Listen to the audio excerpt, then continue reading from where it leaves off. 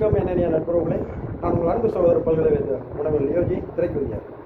இது ஒரு இஸ்லாமிய சகோதரராக இந்த திரைக்காவியத்தின் கதை நாயகி நிஷா அவர்களுடன் தொடர்ந்து நாம் எழுத வேண்டும். நிஷா அவர்களுக்கும் இவ்வுலகம் வாழ் அனைவர் என்றும் மீண்டும் இதயம் நிறைய இனிய அன்புடனும் நட்புடனும் உங்கள் அன்பு சகோதரர் பல்கலைக்கழக முனைவர் லியோஜி திரைக்கவிஞர்.